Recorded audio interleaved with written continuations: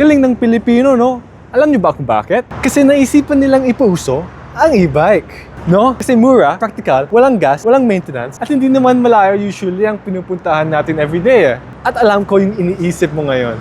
Sayang, Tomas. Gusto ko sana magka-e-bike dito sa Vancouver kasi kamahal-mahal ang mga bilihin dito. Pero wala ba? Ito ang e-bike ng Vancouver. Isang lumang Nissan Leaf. Lahat ng sinabi kong pagka-practical sa e-bike, meron rin to. Mura, practical, walang gas, konting maintenance. At ito pa, may aircon heating pa to. Wala yan sa e-bike ha. Pati sa rear, may heated seats pa. Social. At may 107 horsepower siya at 5 seats. So saan ka pa?